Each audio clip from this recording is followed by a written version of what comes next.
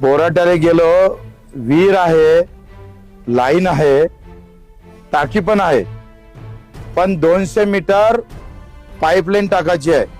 200 metre pipeline फॉरेस्टवाले टाकू देत नाही. त्याच्यामुळे यंत्रणा गो फॉरेस्टनं परवानगी दिली नाही, म्हणून आता बोराट्याला नळ भेटत, पाणी भेटत नाही. हे चोरून टाकावं लागतं कधी कधी आणि मग पाणी भेटते. पाण्याचा धर्म सुद्धा महाराष्ट्र सरकारनं चांगल्यापणाने निभावला नाही. जल मिशन मध्ये एवढ्या प्रकारचा करप्शन झालेला आहे, तर हे आपसी 7-8 महिन्यापासून बंद आहे. म्हणजे पाण्यावर सोलरवर सगळे पंप आहे, ते पूर्ण पाणी भेटत नाही. अर्धा तास नळाले पाणी येतं, कधी ते येत नाही. मग हापसीवर जर महिला गेल्या तर याचा आवाज येते, याला पाणी देत नाही. हे आवाज देणारी हापसी आहे का पाणी देणारी हापसी आहे हेच समजत नाही. म्हणजे या गावातली हे आवाज देणारी हापसी आहे, पाणी देत नाही. म्हणजे आवाज फक्त मेळघाटचा आवाज दबला आणि हापसीचा आवाज वाढला, अशी एकंदरीत अवस्था आहे. पिण्याचं पाणी सुद्धा 75 वर्षापासून कष्ट करणाऱ्या, मेहनत करणाऱ्या, इमानदारीनं जगणाऱ्या आदिवासी बांधवांना, मेळघाटवासियांना पाणी जरी नशिबात येत नसेल तर देवाभाऊ तुमचं नावच देवा आहे. त्याचा आशीर्वाद त्या देवाचा कधी भेटन, देव नावाचा आशीर्वाद या मेळघाटवासियांना भेटला पाहिजे. बटेंगे तो कटेंगे नाही तो फतवा निकालेंगे असं करून जर आम्हाला लुटत असणार, हिंदू असणारा आदिवासी पाण्यासाठी तरसत असेल तर गेलं कुठं तुमचं हिंदुत्व? प्रभू रामचंद्राचा आदर्शवाद सोडला की काय तुम्ही? या सगळ्या व्यवस्थेच्या विरोधातच आम्ही लढायला निघालो आहे. वाईट वाटू नका घेऊ. पाणी भेटत नाही हो लोकांना.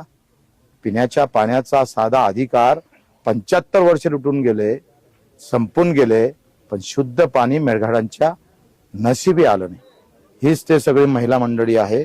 दिवसभर काम करायचं, मेहनत करायची प्रचंड, आणि पाण्यासाठी पण मेहनत करायची, पोट भरासाठी पण मेहनत, आणि 1 ग्लास पाण्यासाठी पण तेवढीच मेहनत.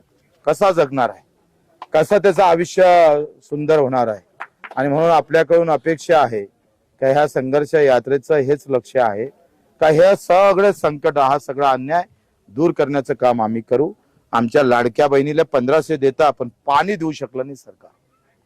1500 दिले मतदानासाठी, पण आयुष्याला पाणी लागते हो, पाणी लागतं ना. तहान माणूस, तहानलेला मेळघाट साधं पाणी देऊ शकत नसेल तुम्ही. पाणी हा धर्म समजतो आम्ही. पान पुया लागतंय. एका इकडे स्विमिंग टँक मध्ये नाहणारे लोक आहे, बिस्लरी शिवाय पाणी कोणी पेत नाही, आणि दुसऱ्या इकडे ग्लास भर अशुद्ध पाणी सुद्धा नशीब येत नाही. कुठं चालला महाराष्ट्र? कुठं आहे हिंदुस्थान? तिसरी अर्थव्यवस्था चालला आपला देश, जगाच्या तिसऱ्या अर्थव्यवस्थेत. बजेट वाढत चाललं, पण यांच्यासाठी बजेटच आलं नाही. काम मंजूर होते, फॉरेस्टवाले होते, फॉरेस्टवाल्यानं काम मंजूर केलं तर मग त्याच्यात करप्शन होते. करप्शन झालं तर रोड दिसते, पण रोड उखडून कधी जाते काही सांगता येत नाही. हापसी बसवली, पण बगर पाण्याची बसवली. 4 महिन्यापासून 7 महिन्यापासून हा दुरुस्तच केली नाही. आणि लढणारा आदिवासी शांत आहे, तो बिचारा लढून पाहत नाही. तो इमानदारीनं जगू शकतं, मेहनतीनं जगू शकतं, तो आवाज देऊ शकत नाही. हाच त्याचा दोष आहे का? काही त्यांना गुन्हा केला आहे का? ते अपराधी आहे का? ते या देशातले काही चोर आहे? मग असं असताना त्यांचा पाण्यावरचा हक्क कधी भेटणार आहे? तो हक्क भेटावा याच्यासाठी संघर्ष यात्रा आहे. जय हिंद, जय महाराष्ट्र.